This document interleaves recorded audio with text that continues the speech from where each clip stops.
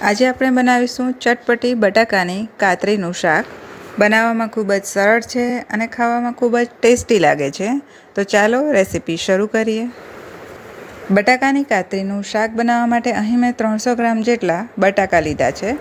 બટાકાની આવી ગોળ કાતરી કરવા માટે મેં નાની સાઇઝના બટાકાને યુઝ કર્યા છે।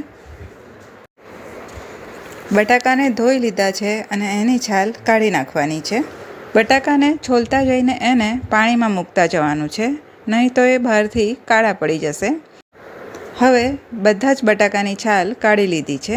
હવે એની કાતરી બનાવીશું। કાતરીની થિકનેસ આ રીતે મીડિયમ રાખવાની છે, એકદમ પાતળી કે એકદમ જાડી કાતરી નથી બનાવવાની। તમે થિકનેસ સેટ કરીને વેફર પાડવાના સંચાથી પણ આ કાતરી બનાવીને તૈયાર કરી શકો છો। હવે બટાકાની કાતરી બનાવીને તૈયાર કરી લીધી છે, એને 2 થી 3 વાર પાણીથી ધોઈ લેવાની છે। બટાકાને ધોવાથી એમાંનો સ્ટાર્ચ નીકળી જાય છે અને જ્યારે શાક બનીને તૈયાર થાય છે તો એ થોડું ક્રિસ્પી બને છે। હવે બટાકાને ધોઈને એમાંનું પાણી કાઢી નાખ્યું છે। એમાં હવે આપણે ઉપરથી 1 ચમચી જેટલો ચોખાનો લોટ ઉમેરીશું। ચોખાના લોટને કાતરીમાં સરસ રીતે મિક્સ કરી લેવાનું છે। ચોખાનો લોટ ઉમેરવાથી કાતરી બહારથી થોડી ક્રિસ્પી બને છે। હવે ચોખાના લોટને કાતરીમાં સરસ રીતે મિક્સ કરી લીધો છે। હવે કાતરીમાં ઉમેરવા માટે ચટપટો મસાલો બનાવીને તૈયાર કરી લઈશું। તો એના માટે 1 ચમચી જેટલું કશ્મીરી લાલ મરચું, અડધી ચમચી જેટલી હળદર, 1 ચમચી જેટલું ધાણા જીરું પાવડર, 5 ચમચી જેટલો સંચળ પાવડર અને 5 ચમચી જેટલો આમચૂર પાવડર ઉમેરીશું। સંચળ પાવડર અને આમચૂર પાવડર ઉમેરવાથી કાતરી એકદમ ચટપટી બને છે। હવે મસાલામાં 5 ચમચી જેટલો ગરમ મસાલો ઉમેરીશું। હવે બધો મસાલો સરસ રીતે મિક્સ કરી લઈશું। શાક બનાવવા માટે કાતરી પણ તૈયાર કરી લીધી છે અને મસાલો પણ તૈયાર કરી લીધો છે। હવે એક કઢાઈમાં 2 મોટા ચમચા જેટલું તેલ લઈશું। હવે તેલમાં અડધી ચમચી જેટલી રાઈ ઉમેરીશું અને સાથે 5 ચમચી જેટલું જીરું ઉમેરીશું। તમે એકલું જીરું પણ ઉમેરી શકો છો। હવે તેલમાં 5 ચમચી જેટલી હિંગ ઉમેરીશું। હવે રાઈ અને જીરું તતડે એટલે તેલને આ રીતે આખી કઢાઈમાં ફેલાવી લેવાનું છે। આવી રીતે તેલને કઢાઈમાં સ્પ્રેડ કરવાથી કાતરી કઢાઈમાં ચોંટશે નહીં। હવે તેલમાં આપણે કાતરી ઉમેરી દેવાની છે। કઢાઈમાં હવે બધી કાતરી ઉમેરી દીધી છે। હવે કાતરીને તેલમાં સરસ રીતે મિક્સ કરી લેવાની છે।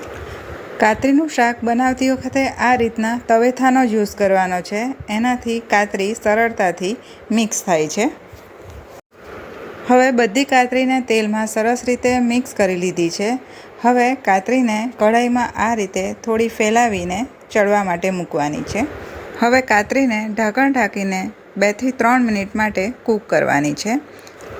2 થી 3 મિનિટ કૂક કર્યા પછી ઢાંકણ ખોલીને કાતરીને એકવાર સરસ રીતે મિક્સ કરી લેવાની છે।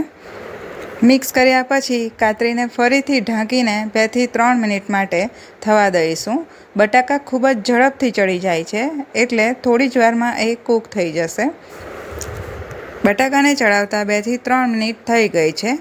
હવે બટાકાની કાતરીને ફરીથી સરસ રીતે મિક્સ કરી લઈશું। 2 વાર ઢાંકીને ચડાવ્યા પછી કાતરીને ચેક કરી લેવાનું છે।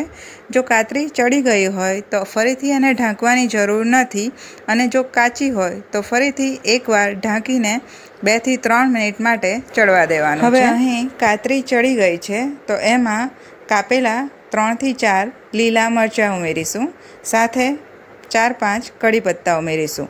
હવે કાતરીમાં સ્વાદ પ્રમાણે મીઠું ઉમેરીશું।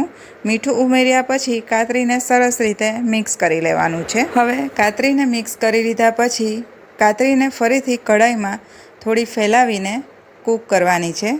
હવે કાતરી ચડી ગઈ છે પણ બહારથી ક્રિસ્પી કરવા માટે એને આ રીતે ચડાવવા મૂકવાની છે। હવે 2 થી 3 મિનિટ પછી ફરીથી કાતરીને સરસ રીતે મિક્સ કરી લેવાની છે।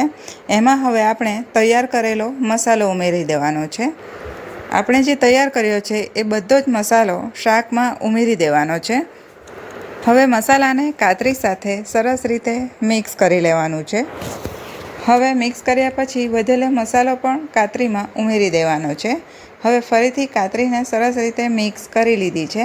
ઉપરથી હવે આપણે કાપેલા લીલા ધાણા ઉમેરીશું।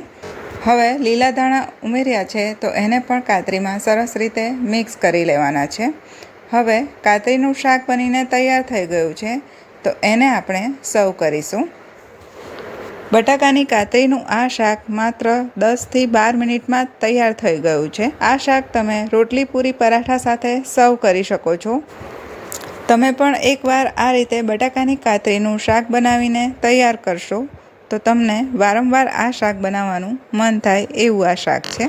વિડીયો અને રેસિપી સારા લાગ્યા હોય તો વિડીયોને લાઇક કરીને શેર કરવાનું ના ભૂલશો અને મારી ચેનલ પર નવા હો તો ચેનલને જરૂરથી સબસ્ક્રાઈબ કરો.